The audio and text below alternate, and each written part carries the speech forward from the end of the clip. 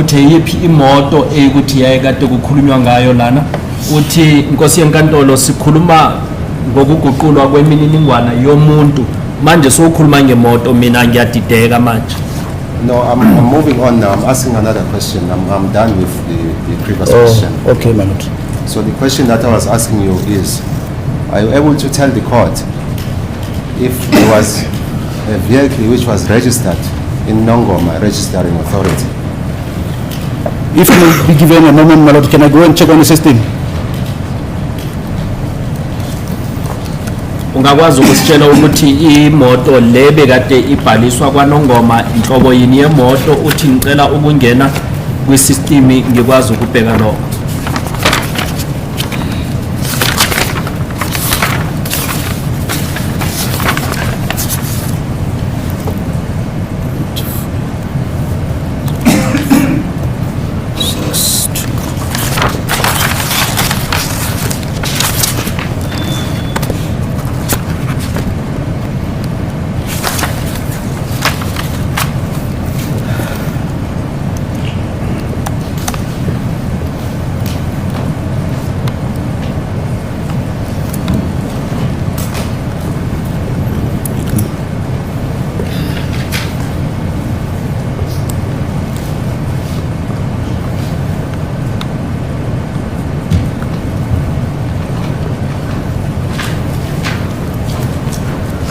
My lord, the first vehicle was registered in Brakpan.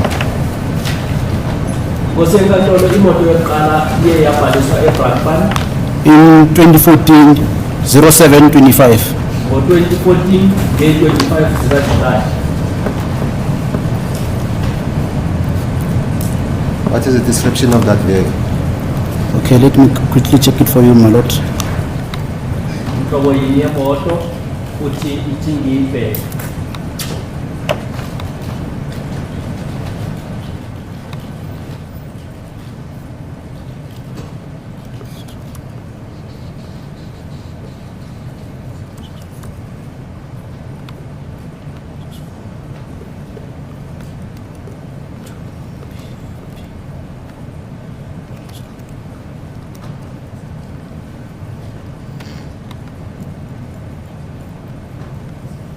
It's a minibus, my lord.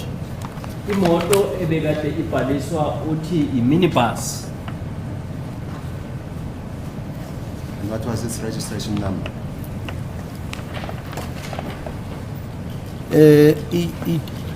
The previous registration number, it's NKU. Sorry? The Atre number plate. So I'm going to give you the pre before the other one, because the number plate change from time to time when it move across the province, depending on whoever buys it. So I'm going to give you the previous one. It says NKU 2652. Uthi ke i-number plate iyaguquka imoto uma ibe ihamba ishintsha ama-province. I-number plate yokuqala kwakade ku-NKU 2652. Another one is NMA 3689. Elandelayo uthi kwakade ku-NMA 3689. The current number plate is NV12294. NV12294. Uthi eyamanje i-number plate NV12294. Are there any vehicles that are registered under Nongoma Registering Authority? Let me quickly check so that I can be able to give you an accurate answer. Zikhona imoto ekuthi zazibhaliswe kwaNongoma uthi ithi ngibheke ngizokwazi ukukunika impendulo efanele.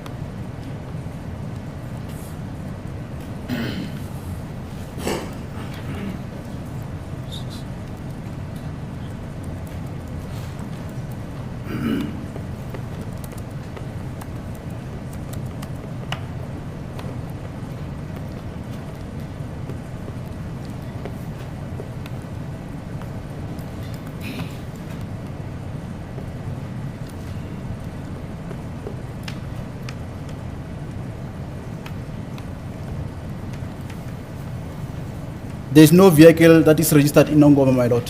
Nkosi yenkantolo ayikho imoto ebhaliswe ngaphansi kwaseNongoma.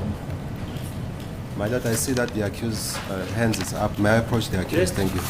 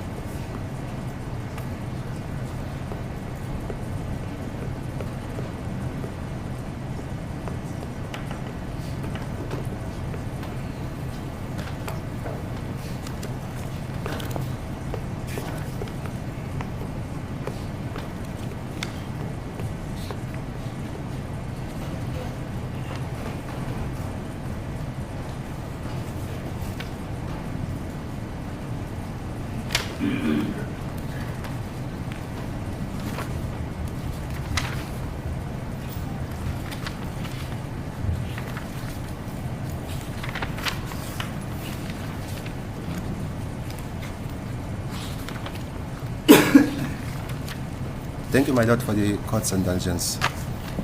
Superintendent, you testified that the previous registration dates for the minibus is that the minibus Kumbi?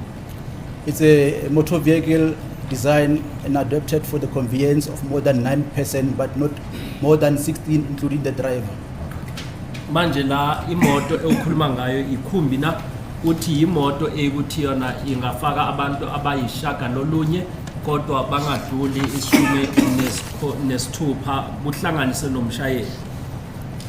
I'm instructed by the accused superintendent that he will dispute the previous registration numbers that you referred to, the NKU, NMA, and NV. My lord, the number plate, for even if they change, the record will still be kept on the system. Uthi ke umsolo yena uzophika lama number plate awukhulume ngawo. Uthi nanoma ama number plate angaguquka kodwa kwi system ahlala anjalo. My own understanding, does your client say that these number plates, as you call them number plates, registration plates, they don't exist? Or what does he say? He's saying that He when say he'll dispute them. he is saying that when he bought the minibus Kumbi, it was a GP registration plate, and it was registered and changed to NND. Yeah, okay. So Yes. he's got the number plates. He cannot recall the full number plates. Wait. So you say it was previously registered When- in Gauteng? Yes, in Gauteng. Because it's provincial. You can fish it. Is that not so? If I can be provided with the number plate, it Yeah, will that's still it, be you linked fish with it. the vehicle. That's why I'm saying you can change the number plate for 10 times as you like. Yeah. You can move across whatever, depending on where you stay. Uthi ke I number plate wena kuya ngokuthi uhlalaphi. Ungawashintsha ama number plate ukuze ufike kweyogcina kodwa kuya ngokuthi uhlalaphi. Uyakwazi ukuthi angawahlola uma engathola I number plate le ekukhulunywa ngayo eyaye GP yena angakwazi ukuthi ayisho ukuthi ngempela injalo noma cha. The change of address, superintendent, does it say who made that application for the change of address? On the system, when you check, it tells you that the ID number of the applicant, which in this case would be the accused, transacted by changing of address. But in order for you to check, you also need to check the source document, which is kept in the office at Nongoma. manje ke ukuguqulwa kwaleli kheli kuyasho na ukuthi ubani obekade eguqula lelo kheli uthi lapha kwisystem kuyabonakala ukuthi ikheli laguqulwa manje kuzofuneka leliya form ekuthi likwanongoma eoffice. So the system that you are having at present, or the documents that you are having at present, does not say who changed or made that application for the change of address.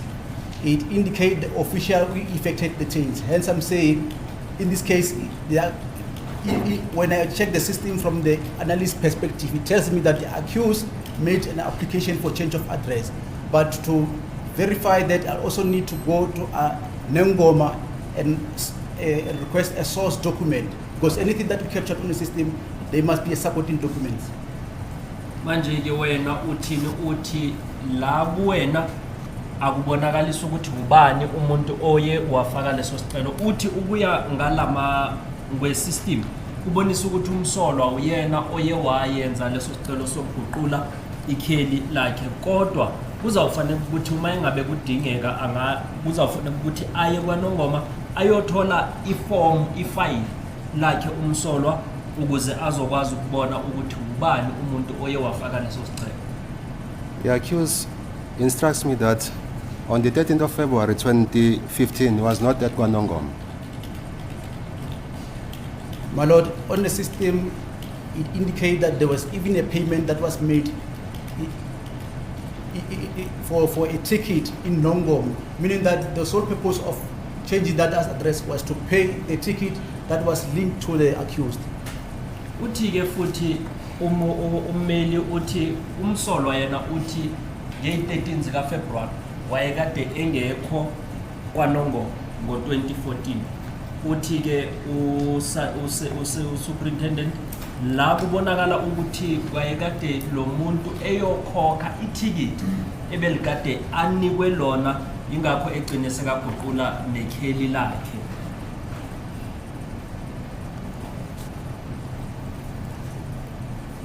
The traffic fine.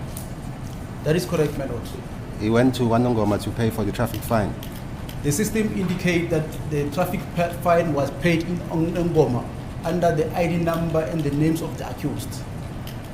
Bekade aya kwanongoma yokhokha ithikithi uthi isystem ibonisa njalo ukuthi wayekade yokhokha ithikithi kwanongoma. This payment of a ticket, was it made on the 13th of February 2015? The payment, let me just populate it on the system. Notice of fees payment. You see, the notice of payment was made on the 9th of November 2017.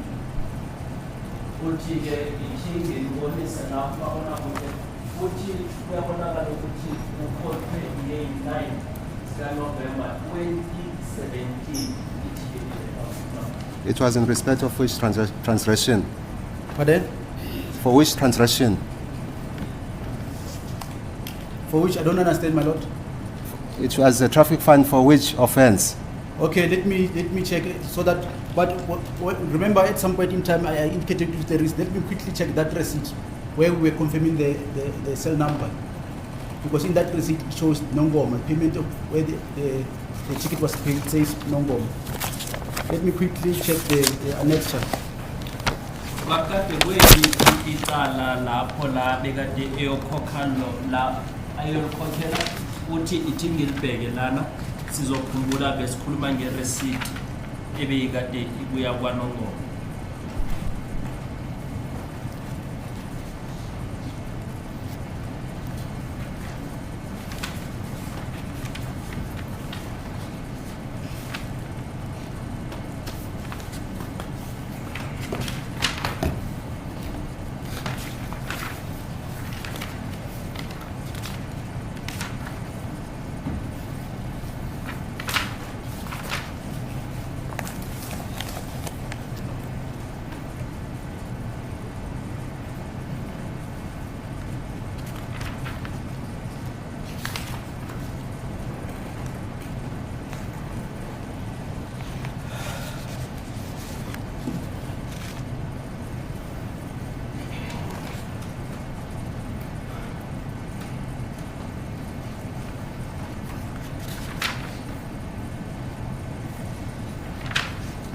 May I quickly check on the system, my lord, because on the annex I don't see anything, so that I can give an accurate information. Ngicela ukubheka kwi-system ngize ngikwazi ukukunika impendulo efanele ngoba la kulamaphepha angiboni lutho.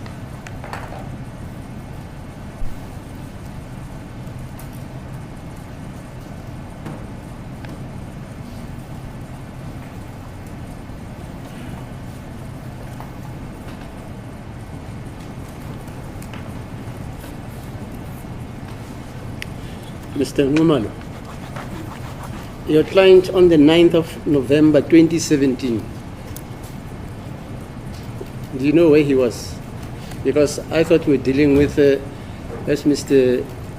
Nisi said, an offense which happened on the 16th of October 2014. Now we are busy with 2017. Yes, I'm about to wrap up. It's in pursuance of what? I just want to understand. I'm about to wrap up. Maybe you're a magician. No, I'm not.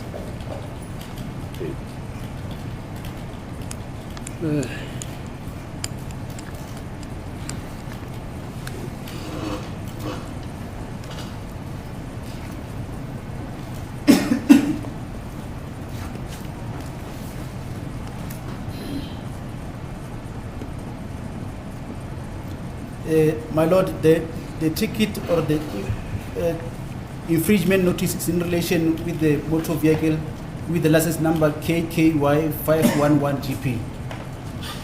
Kuthiwa ke itikiti kwakade kwemoto uKKY 511 GP. What is the date of the infringement? The date of infringement. Okay, let me quickly open it while I'm still here, my lord.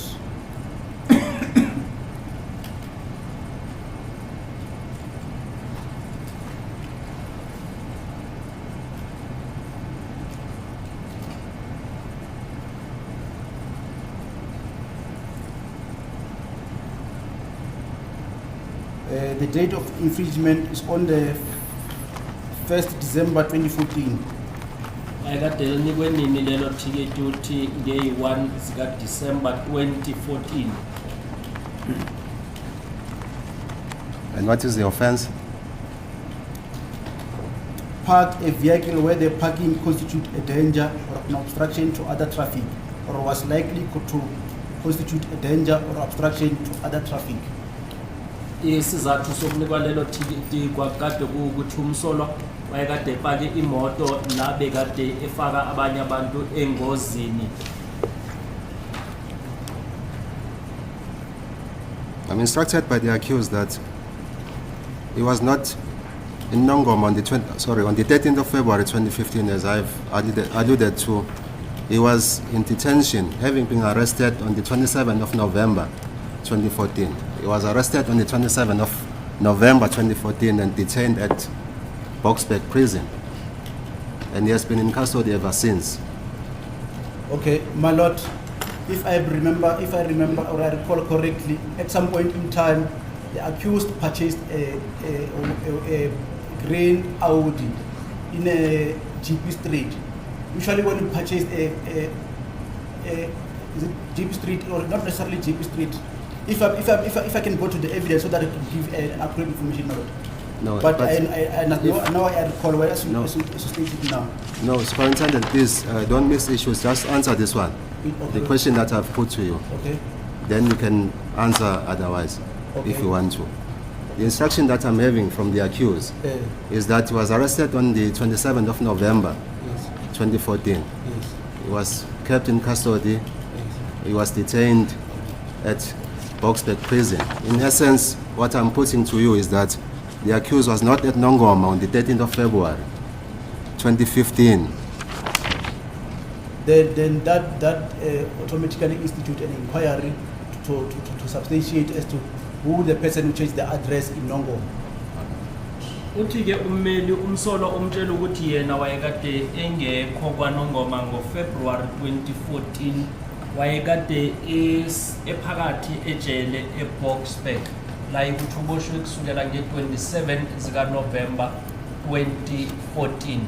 Uthi ke lokho kuzawufanele ukuthi ke kuphenywe kwazi kuze kutholakale ulwazi lokuthi ubani oye wayoguqula ikheli likaMsolwa ngo-2014 kwaNongoma.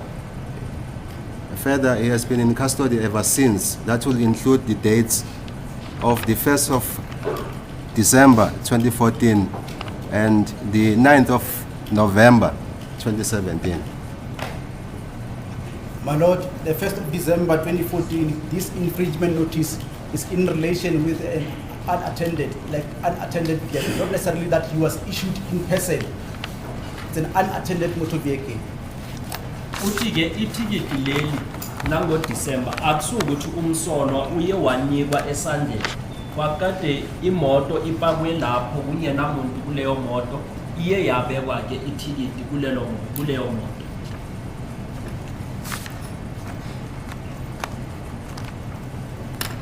Is it correct, Superintendent, that you told the court that there is no, in this document, when the application for the change of address, there is no provision as to the number starting with 078 that was provided?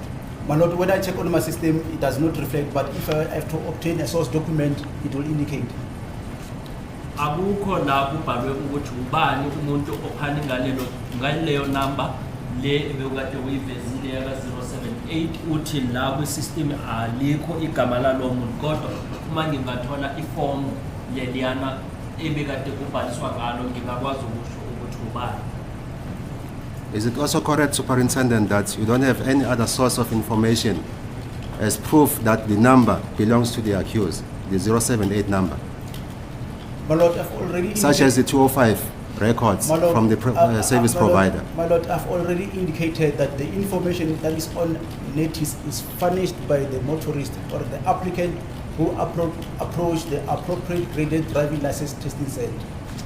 Iqiniso ukuthi wena awunabo obunye ubufakazi obungasho ukuthi ngempela le nombolo yakhe uMsolwa wesine obufana mhlawumbe nama-subpoena aye wakhishwa ukuthi kunikwazana ngobufakazi obunjalo baleyo nombolo leyo. Uthi mina Nkosi yenkantolo ngisaphinda ukuthi izinto ezila kwi-system yizinto ukuthi sizithole kuMsolwa ngalesikhathi eze kwi-department ezoguqula mhlawumbe inombolo noma ezofaka isicelo sanoma yini lebekade azoyenza e-department.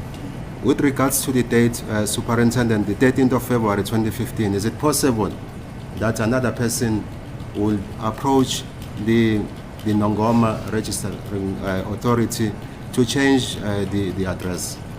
It has to be done by the person who changed the address, my Lord. That's why hence I'm saying we need to institute an inquiry as to what transpired.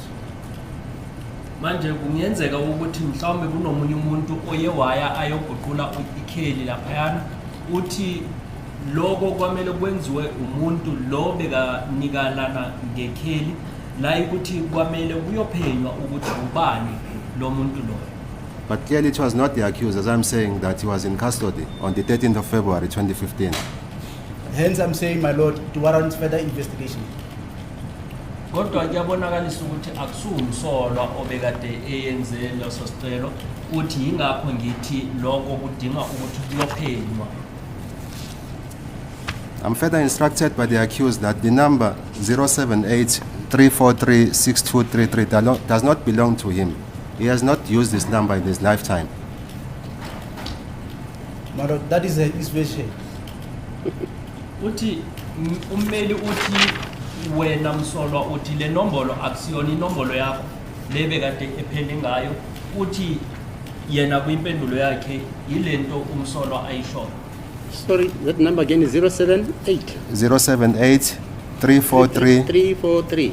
6233. What is this number? An ID number? It's a cell phone number. Oh, I see. I'm instructed by number. the accused that the cell phone number 078-343-6233 does not belong to him. He has not used this number in his lifetime. I'm further instructed by the accused in this aspect that the number belongs to Tabanim Dad. The number ending 233 the 078 number. My Lord, I've already indicated that when you approach the appropriate graded driving license testing center, you are given a form whereby you are expected to complete your personal particulars. And there's also a block where you need to acknowledge that, to realize that furnishing a false information amounts to a fine or 1 year imprisonment or both. Manje ke uthi ummeli umsolwa wesine uthi inombolo le u0783436233 akusiyona inombolo yakho wena uthe yakathabani Mdladla awukaze wena wayisebenzisa. Uthi ke usuperintendent umuntu uma eza laphayana kwamele aphane ngemininingwana eyakhe. Umuntu futhi kuleli form aligcwalisayo uyatshelwa nokuthi uma engaphani ngemininingwane ekuyiyona lo muntu loyo angahle anikwe isigwebo sefayini noma isigwebo sokuthi ayohlala ejele noma akhokhe ifine bese uyohlala nasejele. My Lord, may I approach the accused and Yes, yes, ascertain yes, if yes. there's any further questions? Thank you.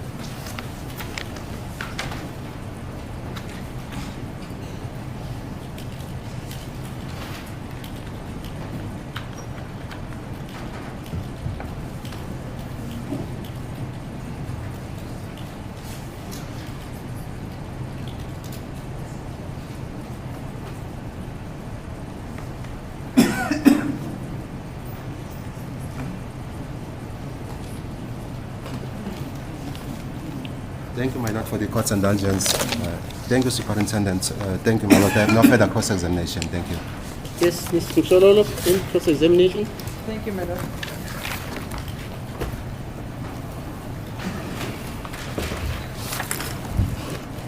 Mr. Matlow, I've got a few questions just to clarify in order for me to understand the essence of your evidence in respect of Mr. Ntuli. Okay, my Lord. Nginemibuzo emibalwa ukuze ngikwazi ukuqaqisa izinto ezithize ngizabe ngibuza imibuzo mayelana nomnumzana uNtuli. The questions that I'm going to ask, I just need your clarity in case I understood it wrongly. Okay, my Lord. Imibuzo engizoyibuza ukuthi ngicacise mhlawumbe uma ingabe ngingakuzwanga kahle uthi kulungile. Okay. Let's start with paragraph H of your statement, but it's part of your evidence, even if you're not going to that paragraph, but it's part of your evidence, which is the infringement that was made or dated 9 February 2016. Yes. My Lord, which affidavit? Because I've made 2 affidavits. Sorry? Which affidavits? Because I've made 2 affidavits. The first one, which has got 22 pages. Okay. Paragraph It's paragraph H. H. Yes. Uthasiyeke kwi-paragraph H nangokho ungayi kodwa ubufakazi bakho. Okay, I am there, my Lord. Yeah, it's in respect of the white polo with registration number EKG 0615GP. And the date of the infringement, if I'm correct, it's 9 February 2016. That is correct, my Lord. Uthi kumayelana nepolo emhlophe inomber plate kwakade ku EKG 615 uthi yebo iqiniso yona ye-GP. Okay, could you detect from your investigation as to who was the lawful owner of this motor vehicle at the time of this infringement?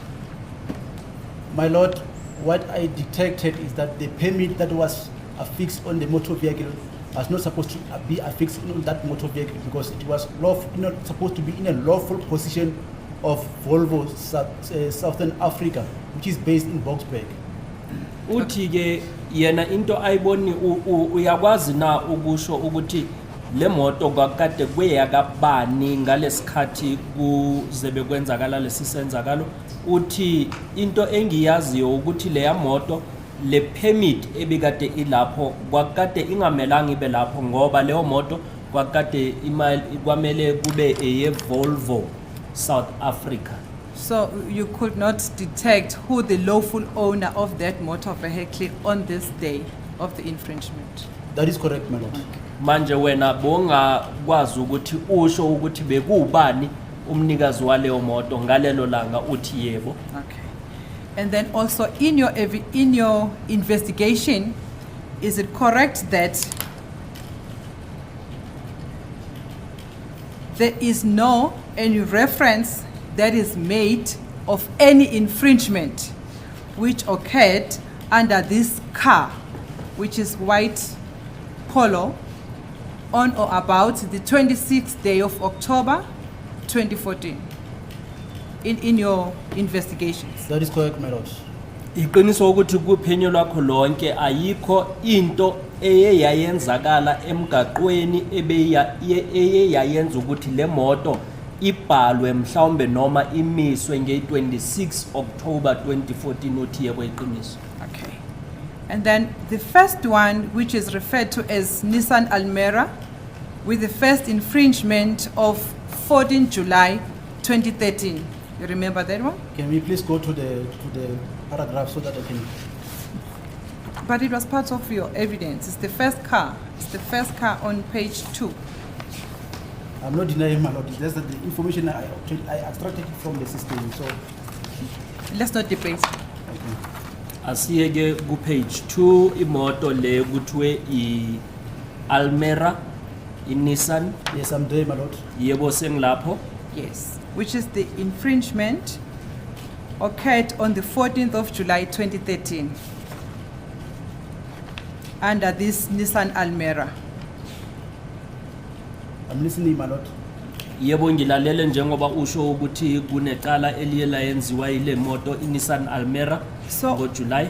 My question is also from your investigation, holistically, there is no infringement that you detected under the name of Mr. Ntuli, which was infringed on or about the 27th day of October 2014, other than this one that is reflected in your report.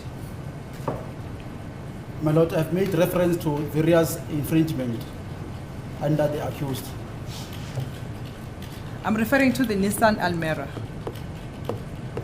From which period? Nissan Almera, you see the Nissan Yes, I Almera see, that you my lord. testified about? Yes. Yes. My question is, other than this infringement, which occurred on the 14th of July 2013, do you understand? Yes, I'm listening. Yes. Is there any other infringement that you detected which happened or took place on or about 27 October 2014, other than this infringement in other ways? Under this motor vehicle, no, my lord. 26 October 2014. Under this Almera, no, my No, lord. nothing. Yes, under this Almera. Ngaphandle kwa leli langa eyukuthi lingoJuly la imoto lena iye yayeqa umthetho ngo October 2014 nge-26 ikhona enye into oye wayithola na ngayo le moto i-Almera uthi cha. And then let's move on to paragraph K, which is, according to my understanding, is the third infringement, but you'll correct me. Paragraph K, it's the infringement dated 20 March 2016. You see that one? Paragraph K, K. paragraph K. If I'm Asiyeke correct, but it's referring to grey polo. Yes, I see, my lord. I'm there, my lord. asiyeke ku paragraph K la kukhulunywa ngepolo egrey And uthi yebo sengilapho. The registration number is CT79YZGP. Am I see- correct? I see it, my lord. Correct, my lord. Number plate yakhona kwakade ku CT79 YZGP uthi yebo. Did I understand your evidence correctly to say the lawful owner of that motor vehicle on this particular day, it belonged to Banakoma Fleet? That is correct, my lord. Iqiniso ukuthi wena uthele moto ngalelo langa yayikade kuyimoto eyebana koma fleet uthi yebo. Okay. Is there also any infringement which refers to the date of 26 October 2014 under this vehicle on the name of Mr. Ntuli? No, my lord. Kukhona ukweqwa kumthetho ngale moto le nge-26 zika October 2014 uthi cha. The accused will tell this court that he had hired this motor vehicle only for 2 days during the period of 2016, not in 2014. That will be his version, my lord. Uthi ke umsolwa yena uzothi uye waqasha le moto amalanga amabini ngo-2016 hayi ngo-2014. Wena uthini uthi yinto umsolwa ayishoyo. And also lastly, Superintendent, from your investigation also, it did not reveal as to who possessed this particular motor vehicle, the grey one, the grey Polo, on the 27th of October 2014, 26 October 2014, in your investigation. My lord, I mean, that will be in the records of the hiring company. Yeah, I mean in your investigation. Yes, my lord. In your investigation, you could not detect that. That is correct, my lord. Uthi ukuya ngophenyo lwakho awuzange ubone ukuthi kwakade kuubani umuntu obekade esebenzisa le moto ukuya ngale nkampani ebeyikade iqashise imoto. Uthi yebo ukuya ngami akukho la ngibone khona ukuthi yayikade isetshenziswa ubani leyo moto. Okay. Same with the white Polo. In your investigations, you also could not detect as to who was in possession of that motor vehicle on the 27th of October 2014. That is correct, my lord. Futhi nepolo emhlophe leyana awuzange ukwazi ukubona ukuthi yayikade isetshenziswa ubani nge-27 zika October 2014 uthi yebo iqiniso. Okay. And in relation to the other dates and locations detected by traffic officers under paragraph Q, if I'm not mistaken, or maybe from page 8 to page 15, you see those locations detected under the traffic officers? Yes, I see them, my lord. Yeah. Uyabona la ukuthi kuvele khona ukuthi amaphoyisa womgwaqo wona ayabona le moto uthi yebo ngiyabona. Did I understand it correctly that these are the locations which are referring to this grey Polo? That is correct, my lord. Correct. That is correct, my lord. Ngikuzwe kahle ukuthi lapho yindawo eyikuthi zikhuluma ngale polo egrey uthi yebo. And all those locations and dates from page 8 of your report up to page 15, they make no reference in respect of Mr. Ntuli. That is correct, my lord. Futhi zonke lezo indawo kusuka ku page 8 ukuya ku page 14 akukho la kukhuluma ngomnumzana uNtuli uthi yebo iqiniso. Okay. One, but not last, the grey Polo. Let me start with the grey Polo. You discovered that it belonged to a fleet company. That's correct, ne? That is correct, my lord. Ipolo leyana egrey uthe yayikade umnikazi wayo kwakade kuyi company ethize ebekade bolekisana ngeimoto uthi yebo. Were you able to get information as to when was it hired to when in your investigation, or you couldn't detect that information? It was not part of the scope, my lord. Wena uye wakwazi ukuthi ubheke ukuthi imoto leyana iqashiswe kusukela nini ukuyofika nini uthi kwakade kungasiyingxenye yomsebenzi wakho. Okay. Same with the white Polo. It was not part of your duties to check as to when, from when to when was it hired to that particular My lord, fleet? my lord, the white Polo Right. was in position of a fraud. The permit that was affixed to the Polo was not supposed to be there, because when I check on the system, the lawful owner of that permit was Volvo, meaning that permit was supposed to be somewhere in the offices of Volvo. kuthiwa ke wena ubukwazi ukubheka nayo leya polo uthi mina uma ngibheka leya polo ipermit lebe ilapho yayikade ingafanelanga ukuthi ibe khona lapho ngenxa yokuthi yakwamele ibe kwi-Volvo ema-ofisini we-Volvo yayingamelanga ibe kuleyo moto. And it is also evidence that you couldn't verify the real owner of that motor vehicle. That is correct, my lord. Futhi wena awuzange ukwazi ukuthola ulwazi lokuthi kwakade kuubani umnikazi waleyo moto. Thank you, Uthi madam. yebo. Thank you. Thank you, Madam. For no further questions. Yes, thanks. Is any re-examination? As a court, please, my lord, just 2 questions.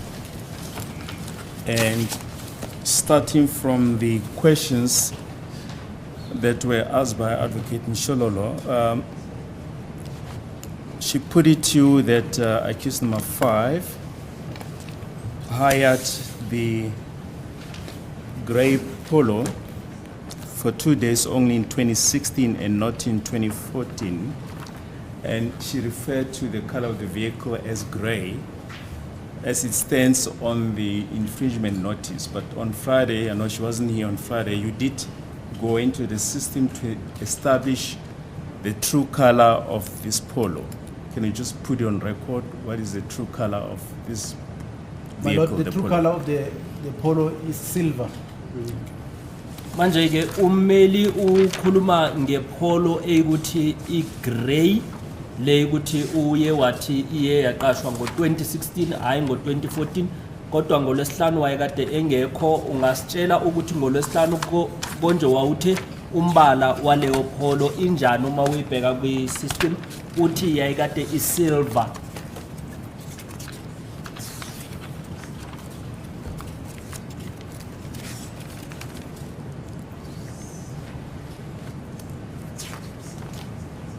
And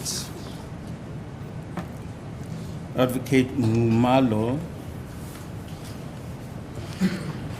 asked you about the first vehicle that was registered under the name of accused number 4, and you mentioned that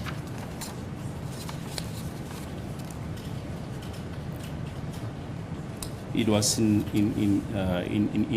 Brakpan on the 25th of July 2014. No, 25th of. 25th of July 2014. Okay. Mnumzane Nxumalo ukubuze ngemoto yokuqala ebekade ibhaliswe umsolo wesine wena uthe yayikade ise Brakpan nge25 zika July 2014. The minibus that you I described. recall, my lord. Yes. Iminibus le kukhulunywa ngayo uthi ngiyakhumbula. You mentioned that the first address that was given was 4278 Zaki Road. May I refer to the address so Yes. that I can agree to the. Yes.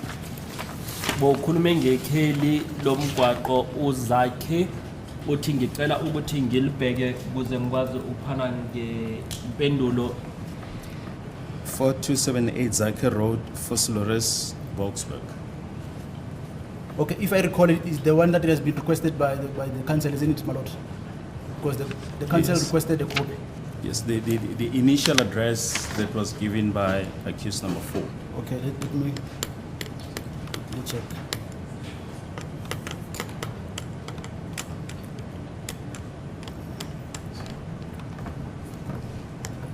Let me quickly open the system, my lord. uthi inkosi yenkantolo ithi ngivule isystem.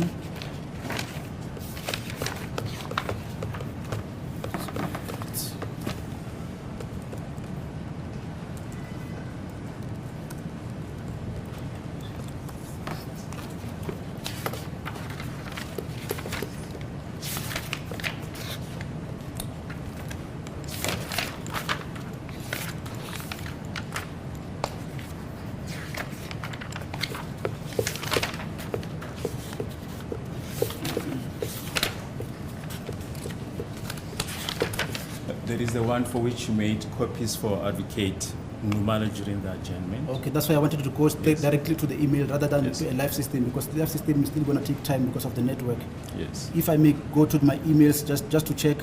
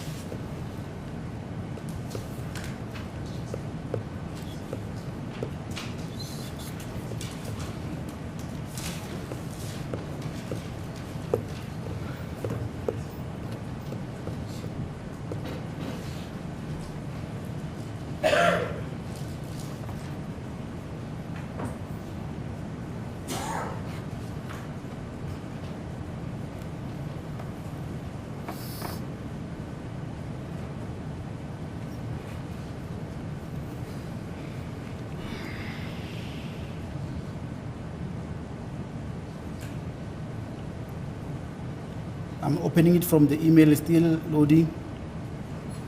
uthi uyivula kusuka kuma-email asavula-ke.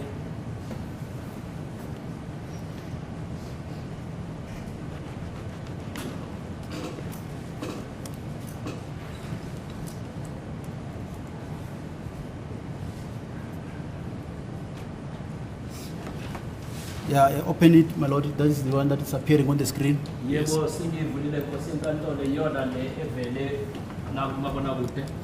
When was that notice of that first address given? What is the date? The notice of address, the initial one, my lord, is on the 25th of July, 2014. Ikheli lelo kukhulunyweni kuqaleni nokulibona uthi kwakade kuyi-25 July 2014. Thank you, my lord, that is all. Thank you. So how many years have you been working as an investigator for NATIS and as a superintendent? It's more than 7 years so far, my lord. So nesikhathi esingakanani usebenza ngomphenyi we-NATIS uthi sekudlule iminyaka eyisikhombisa.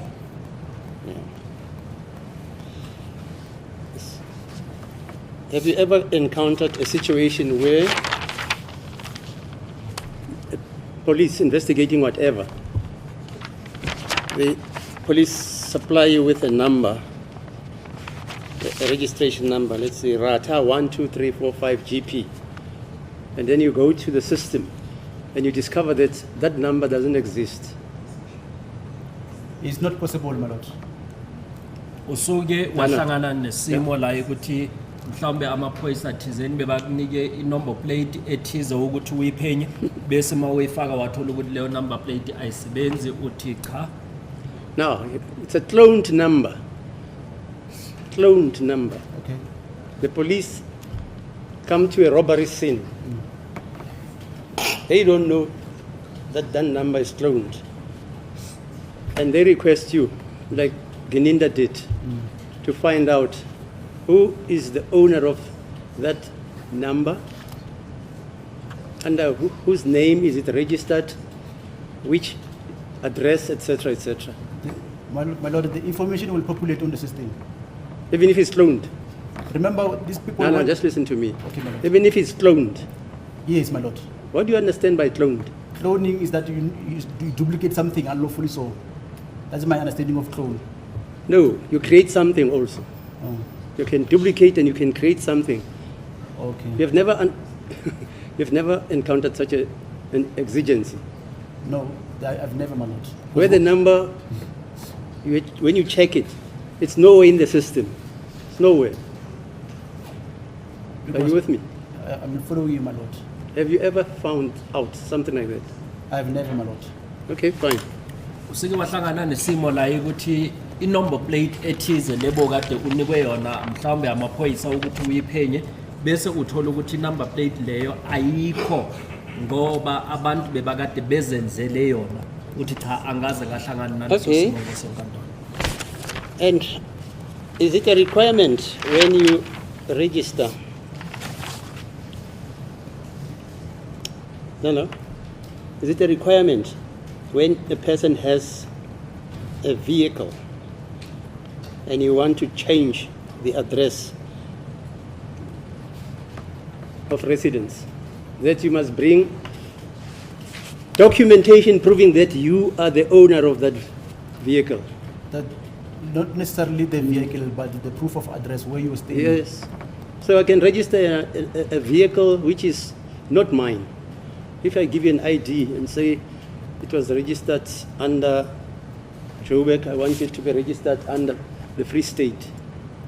Do you demand that you want to know where I bought this motor vehicle, which year, which date, where are the receipts? Was it cash? Was it under a hire purchase system? That type of inquiry. Do you conduct that? My lord, to change the registration or license number, there's a requirement documentation that needs to be completed. Yeah.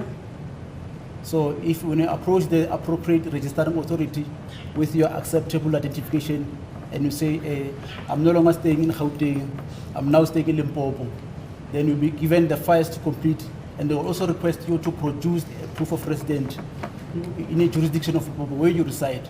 So it is not possible that the vehicle that does not belong to you can end up belonging to you. Aye, then there's no theft of vehicles in South Africa. My lord, Are you listening to yourself?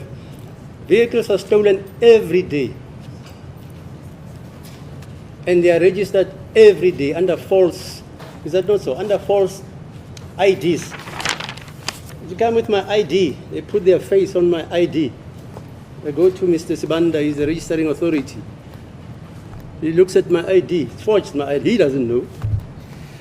You say that exigency doesn't exist. but if it exists, but I think in that case, my lord, it will be 10% of it. Ask Mr. Mnisi, he's smiling. 10%. Okay, no, that's what I wanted to know.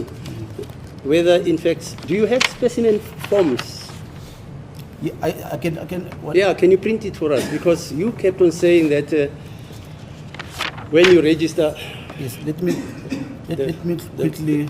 then you've got to personally do it, and you must fill in the particulars, and then after having filled the particulars, you say there's a penalty clause which warns you that if you provide or furnish false information, you are liable to be arrested, fined, or Okay. sent to jail on conviction. Can I send them to advocate? You can't do it now. I can do it now. No, do it now, Okay, my lord. because that is your evidence. We don't have the Road Traffic Act here. Do you have it, Mr. or any council here? Do you have the Road Traffic Act? Mr. Ngumala, you prepared. You prepared in September last year. You don't have the Road Traffic Act. No, I don't have. So when Mr. Mokgoatlheng keeps on saying the Road Traffic Act says this and this and this, ufana nani?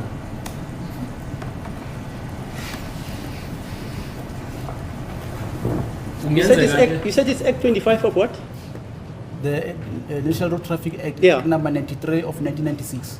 1993 of 1996. Yes, my lord. 1996. Kungenzeka ukuthi umuntu abhalise imoto ngegama ekungaselakhe ngemininingwane ekungaseyakhe.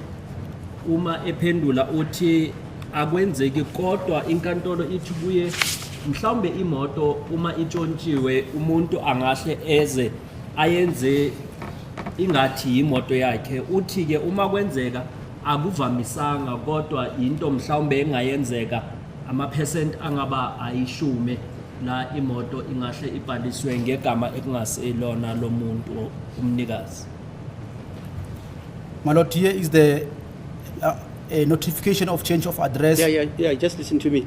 Are you able to give us after it has been scanned, it must be scanned like this, it must form part of the exhibits. Is it possible? It's already in a soft copy, so I can just forward it. Yeah, okay, fine. Is it okay? Anybody? Objection? Mr. Mnisi, Mr. Rapelese, Mr. Nguni, Madam Chololo? Objection, thank you. We don't want to have a sight of that form. We can have a set of the form. Yeah, because he's talking about a form. But we all don't know what the form says. Oh. Ifomu leli alibela khuluma ngalo inkosi yenkantolo ithi ayithumelele abameli ngoba asazi ukuthi inhlobo yini yefomu lekukhulunywa ngayo. Okay, for court purposes, that will be exhibit what? Triple A bracket 4. Okay. So, abutsotsi mabathi bayekokota imoto kanti, what are they saying? Mkokoto lo. Mr. Ngumalo, what do you understand by it? It has nothing to do with, just for my education. When people say bakokota imoto, what do you understand by that? Can I not answer that one? You can't answer it. Okay, No, fine, please. I know why.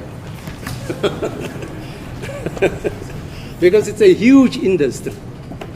Huge industry. Even the Chief Justice, the two Chief Justices actually, the previous one and the present one, their cars were stolen. And because of their status,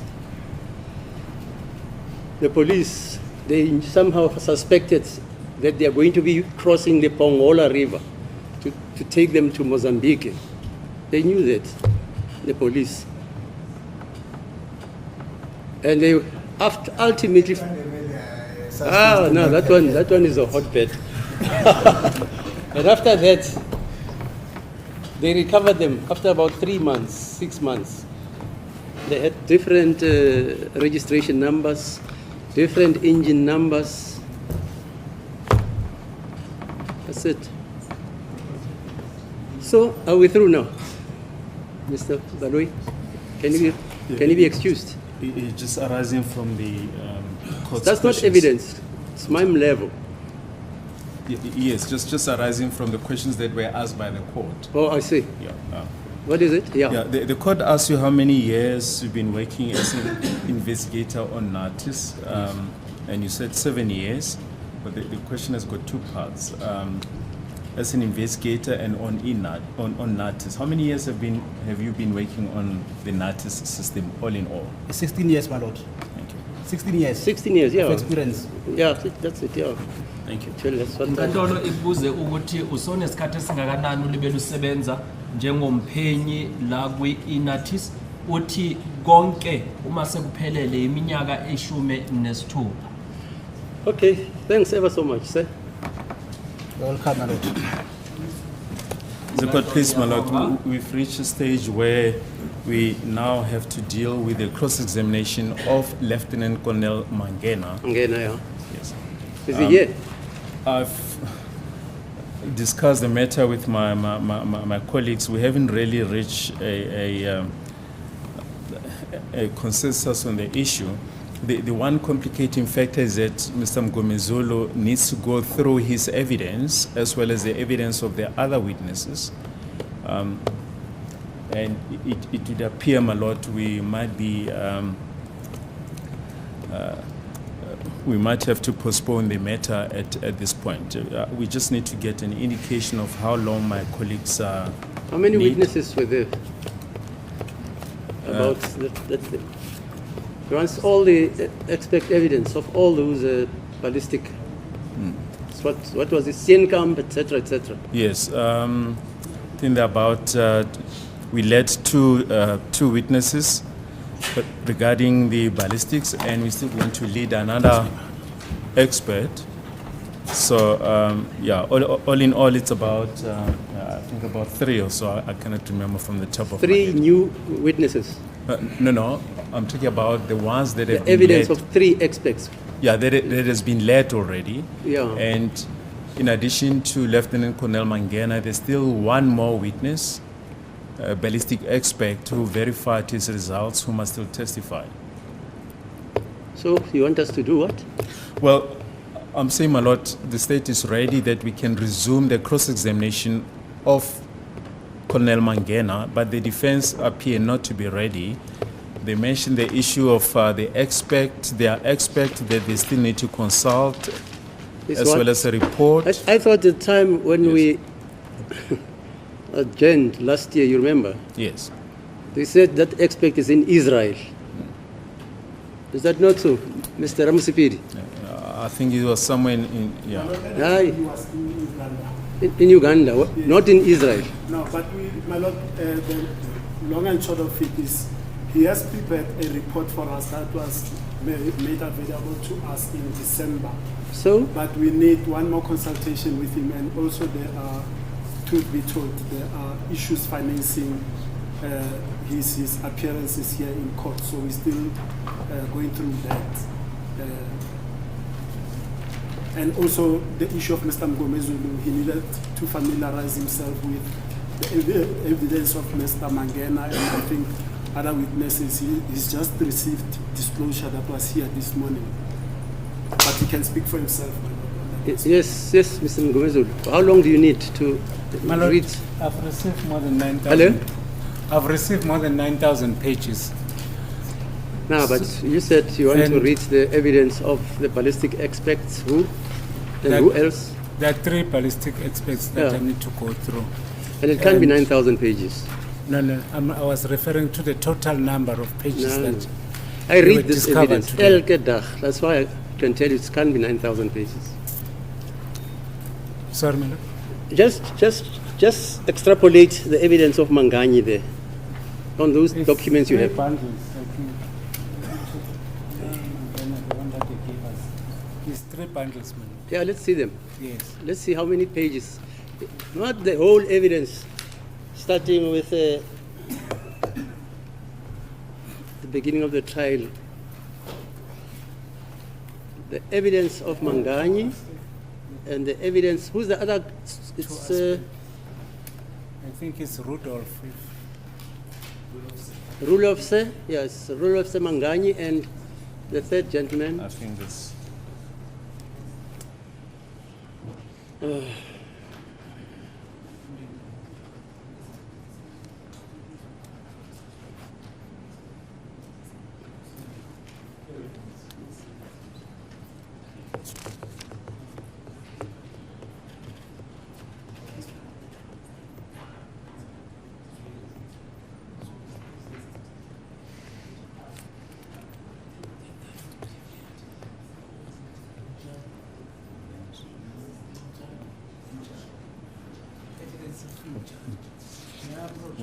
Yeah.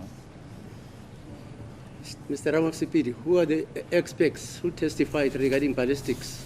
Yes, Well, madam, that's for- why we are You were here, you should know. So, You don't know. Yeah. First. Mangena, there's Rulofse, and Yes. then there was a gentleman from Cleveland, Mr. Mjali, Yeah, who but- testified about the handling of that firearm, how it left the SAP, Yeah. 13 stores. And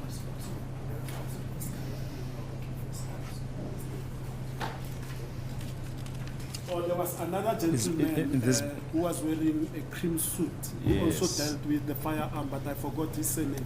He's no longer in the employ of the What did he say? SAPs. What did he say? Yes. He also dealt with the handling of that What did he say? I'm not that's all the evidence. I need to refresh myself on that. It's We're been going some. to argue this case. It's been some You time. must my have lord. all the information here. My lot is only dealing with one case. Me? Yes. Yeah, but I know it. Yeah. So this gentleman with the phone suit, what did he say? Who's he? Yeah, my recollection, my lord, is that he testified about the process at the ballistic section. Oh, I remember. The white gentleman, yeah. Yes. I'm The just- one who says they've changed the setup there, blah, blah, blah. Yes. What's his name, by the way? Just trying to verify his name, my lord.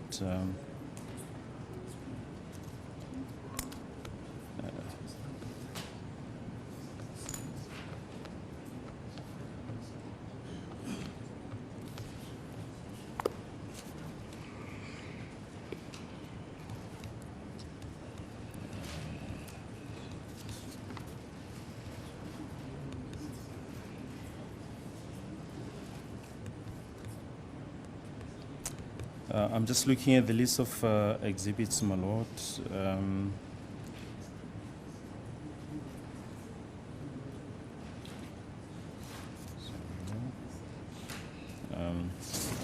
We will come back to the court about that name. But the fact of the matter is that, my lord, that the defense needs time to peruse, as far as Mr. Mngomezulu is concerned, to peruse the evidence of the ballistic experts. And there's also an issue about the report of the ballistic expert. I think they'll be in a better position to indicate when they will be ready. Yeah, Mr. Mngomezulu, how long do you need? My Lord, I'm sitting with 140 pages. 140? 40, yes. Is that the evidence you need to read and prepare on? That's correct. 140? Yes. One only night's Mangena. One night's work, ne? It's only Mangena. Oh, you want to deal with Not the rest Mangena of- initially and the others? Others, I haven't counted those pages. He says it needs time for 100. How long, sir? 140 pages. My Lord, I still have to compare this evidence of Mr. Mangena with the previous expert witnesses. Yeah, you have that to they've read tendered. all of it. So, my Lord, So it's how many pages? because now I was told that we are approaching a recess on Thursday, This Thursday. this Thursday. So you're suggesting to have Easter first? That's correct, my Lord. If we back on the 15th of April, I would be fully prepared to. 15th of April. That's correct. When is the recess, Mr. It starts on Thursday, my lord. Recess? Yes. Until when? I think until the second week in April. The date in April will be what? Yes. I will have to check first, my lord.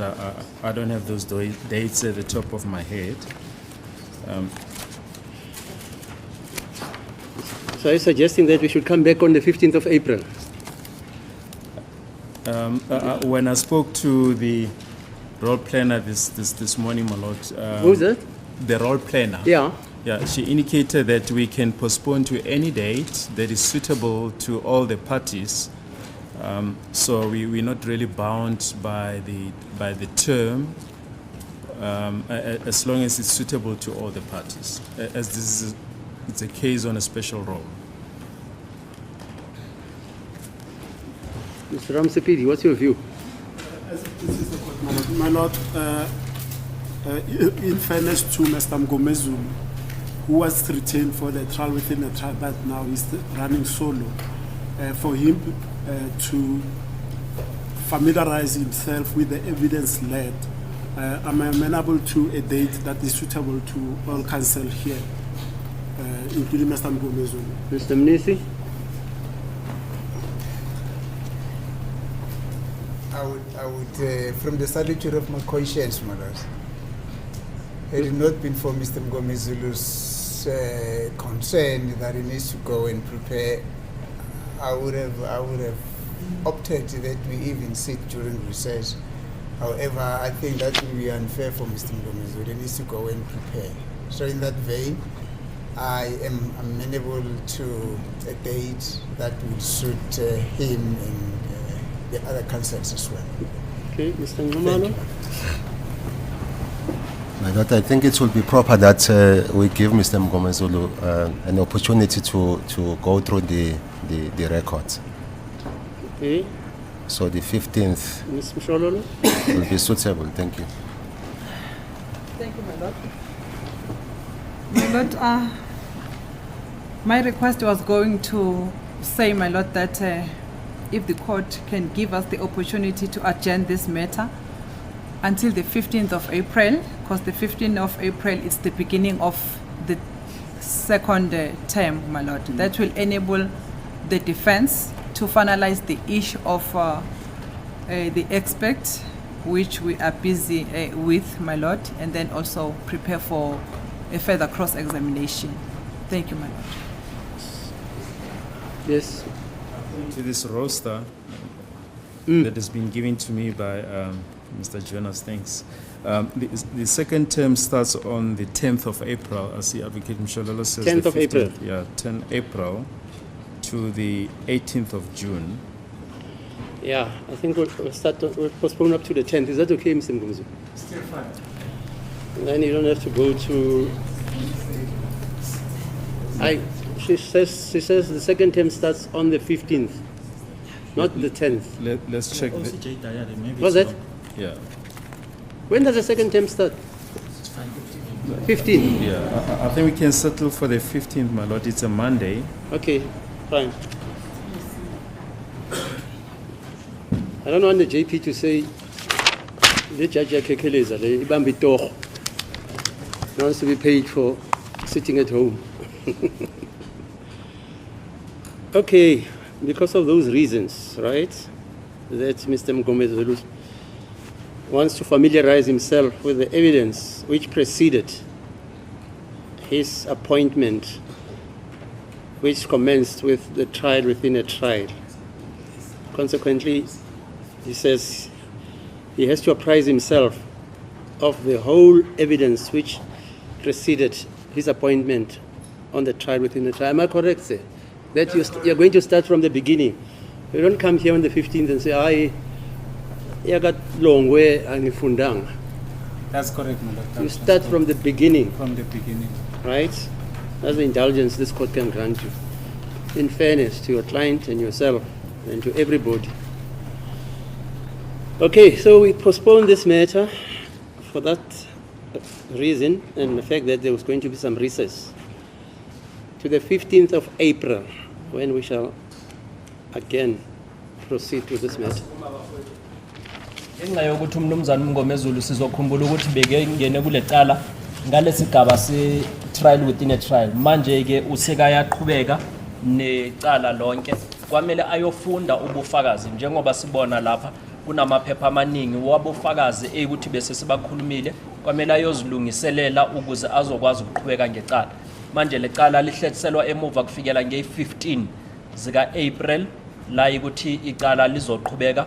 Umnumzana uMngomezulu anikwe ithuba lokuthi ayofunda yonke into ekuleli cala kusukela ngalesikhathi kuqalwa kufikela namuhla.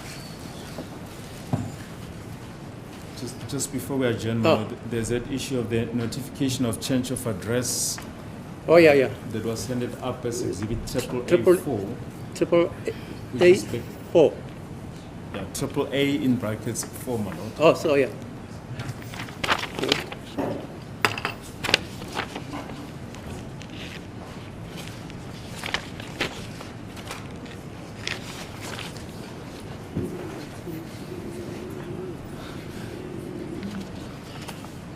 So, Mr. Mgomezulu, you see, up to now the record is about 9,000 pages. That's what. Is that record from the beginning That's correct.